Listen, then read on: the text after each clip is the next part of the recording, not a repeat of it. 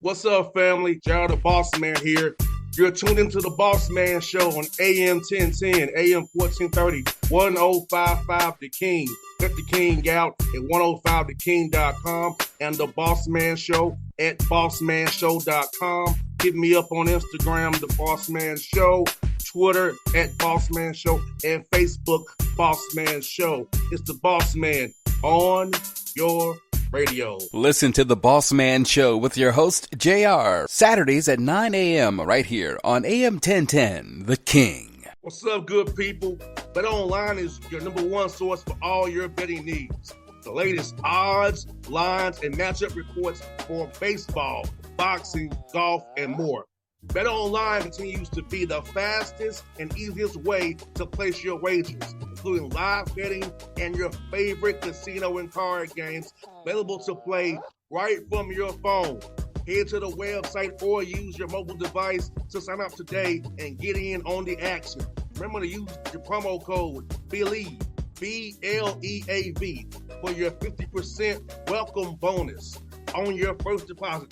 BetOnline, where the game starts.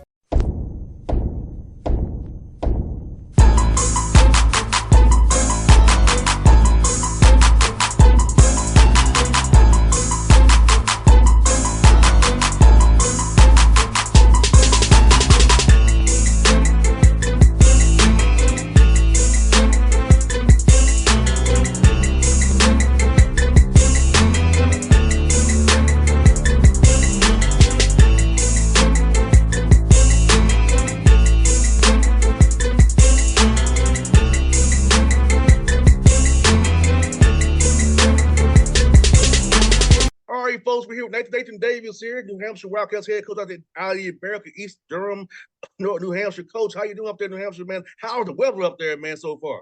Man, it's hot today. It's the weather. It's actually really nice up here. It's a great area to live. You're 30 minutes from the beach. You're not far from the mountains, so there's a lot of good stuff going on. But the weather's good. I hear that, Coach. Tell me about this opportunity up here in New Hampshire, man. Take this opportunity to up there to lead this program going forward. Give been a new voice. So, what about this opportunity really stood out to you, man? I think it's obviously any time you get an opportunity to be a head coach in college basketball, you're pretty fortunate. So we'll start with that. There's not many jobs. A lot of people very capable of doing them. So I feel very fortunate to get the job here. I think with the AD, Allison Rich has been here for a year. I think she's got a great vision for what basketball can be here, coming from places where it's been very successful. And I think it's an opportunity to hopefully lead a program to someplace it's never been before. It's a great challenge, but it's something we're looking forward to getting going with here. 100%, but you got a lot of talent up there that way in the Northeast. You can get down to the DMV area easily. So be in the Mid-Atlantic as well. Talk about your location. Be able to find quality players who fit your system, fit your culture, fit what you want this program to be as you build and going forward. Well, I think you said there in the fitting your culture. I think that's the most important thing that you got to do in recruiting is you got to find guys that fit in well with what you got and what you want. And I think one of the things that stood out to me when I got the job and meeting these guys was how much they get along and how it's truly genuine. So in the recruiting piece, that's been a big part of what we want to do. But like the location is great. And, I mean, obviously not a ton of people have been to New Hampshire, but we're an hour from Boston. Like I said, we're 30 minutes from the ocean and the beaches in Maine and New Hampshire. We're not far from the mountains. And in today's game, it's not that hard to get from, here to DC or Atlanta or Chicago. So I think kids are a lot more open to traveling around to find the right opportunity. And it's our job to go out and find the guys that fit with what we want to do, that are hungry to be successful, that want to push themselves to be really good and want to be a part of something we hope will be pretty special. So, Davis, do you feel with the transfer portal and NIL, with the Power 5 guys wanting certain guys, you can kind of get your hands on better high school guys than you used to could and build your program that way rather than going the portal route, because having that balance between the young guys and older guys in the right mesh. So how do you feel with that, being able to have the opportunity to get more better high school guys with those guys that have been really recruited the way they used to be back in the day? Well, it's a really interesting time in the recruiting world because of the transfer portal stuff with the immediate eligibility, because of the NIL. And honestly, the NIL is starting to I was talking to some of our administrators the other day here. And a year ago at this time when you went out on the road and people talked about NIL, it was only the high majors. Now you're out on the road and everyone's talking about it. From every level talking about it and what they're able to do, what they're trying to do. So it's coming to everywhere. The transfer portal's never going back.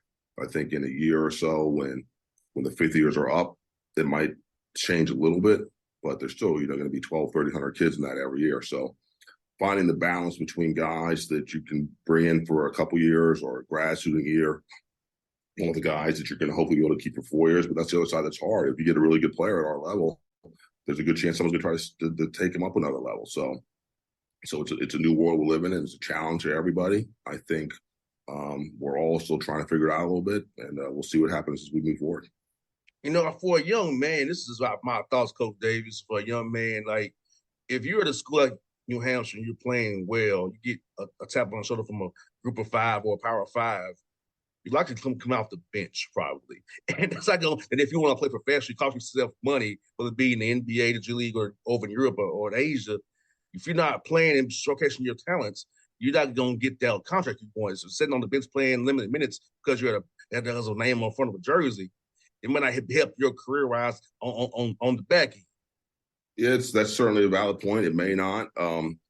You can make a case it goes the other way. I think that at the end of the day, guys are going to do what they think is best for them, and there's no way around it. You do your best to guide them. You do your best to make them have a great experience so that they enjoy it and want to stay. But at the end of the day, most guys are going to do what they feel is best for them. Hopefully, we can convince the guys that the best thing for them is stay where they are here in New Hampshire. And Coach Davis, how is the workouts been meeting these young men who you did retain and having workouts with those young men who you brought in as well, seeing what you have, kind of seeing what you molded, what you have to figure out as you get into August, what you really have when school starts for real?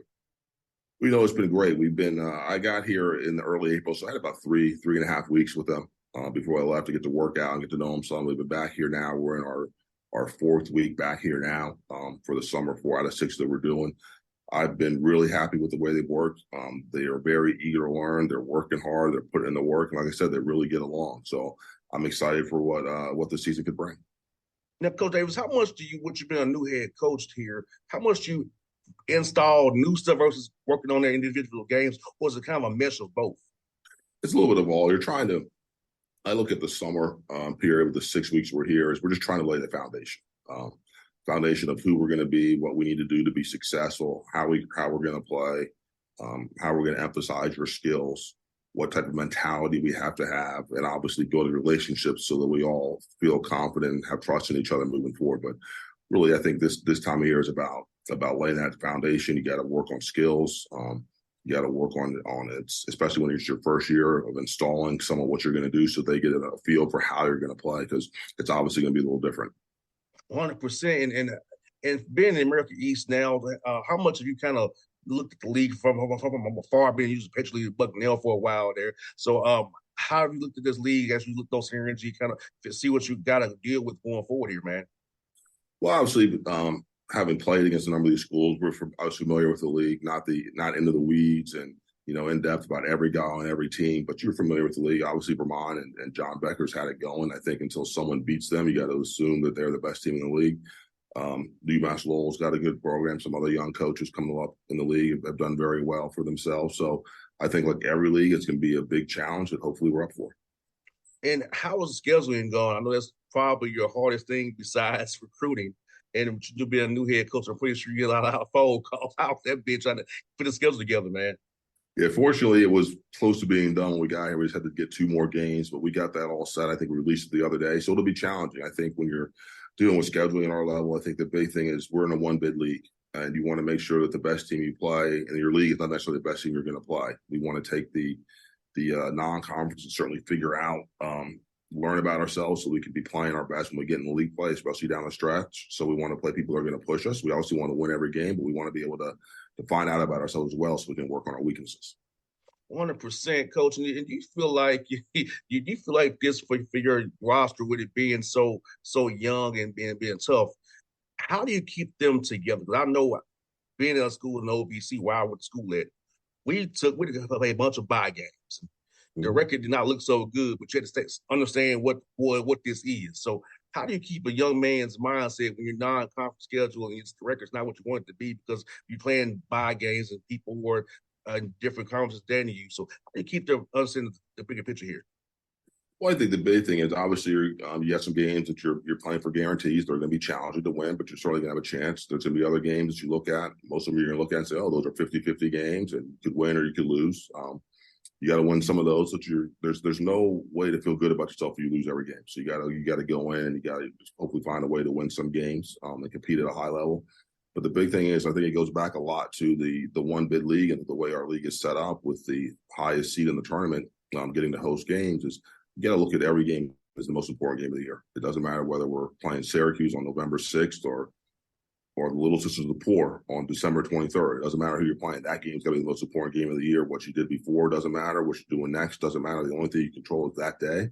And we got to get ready for that game and play our best. And the same thing with practice. We got to approach every practice as far as what we're doing is it's the day to get better. It's the most important thing we're doing. And if we do that, we'll have a chance to be successful.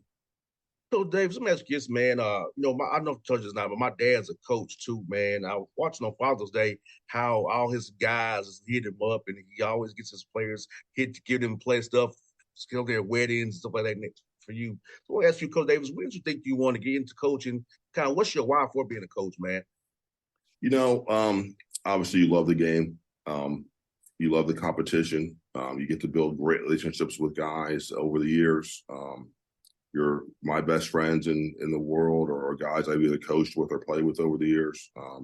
It's fun to kind of watch guys grow up and see how they develop and become what they become as they become adults. But the first person I ever worked for was a guy named Bob Johnson at Emory and Henry. And he had his saying where he goes, if I'm a basketball coach, I'm kind of wasting my life. So we're getting guys, they're 18 or 22 years old for the most part. They're learning, they're developing the men. And we have an opportunity to impact what type of people they be. And that's kind of exciting.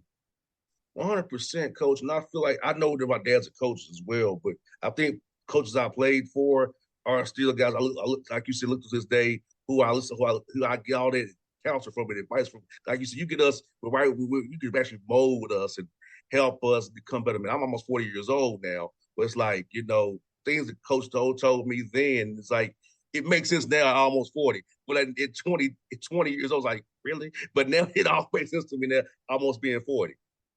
Yeah, it's a wild ride. I mean, like you said, I've been around guys that I've known that were like 8, 9 years old. They're now in coaching.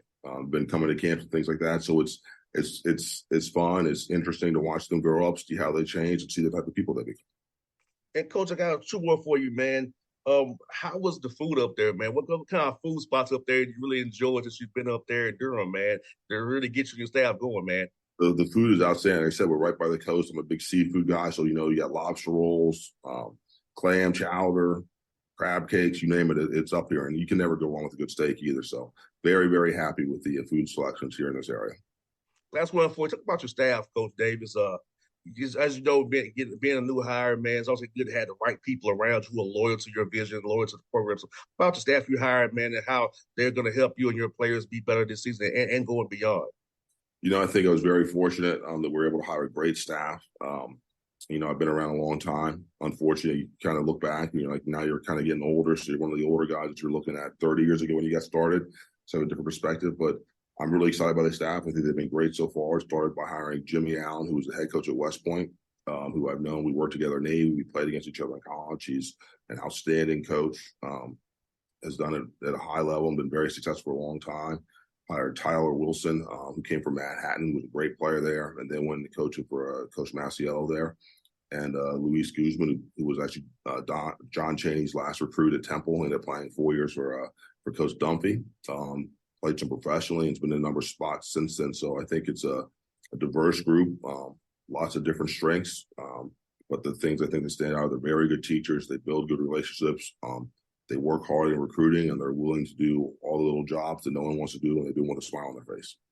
I hear that, Coach. Coach Davis, good talk to you again. I'm glad you get back on your feet here in New Hampshire, man. I'll be looking forward to seeing what you all do. Record East, and I'm always looking forward to having the show. You do future, Coach. Thank you. Have a good day. See you, Coach.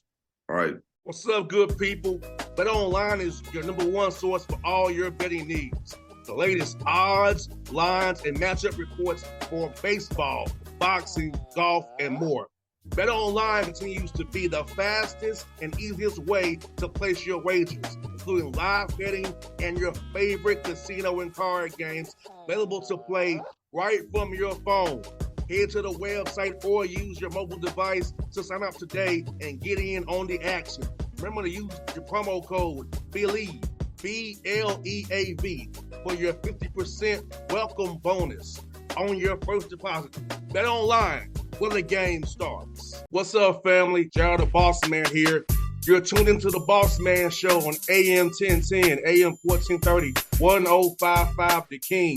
Check The King out at 105theking.com and the Bossman Show at bossmanshow.com. Hit me up on Instagram, The Bossman Show, Twitter at Bossman Show, and Facebook, Bossman Show. It's the Bossman on your radio. Listen to the Bossman Show with your host, JR, Saturdays at 9 a.m. right here on AM 1010, The King.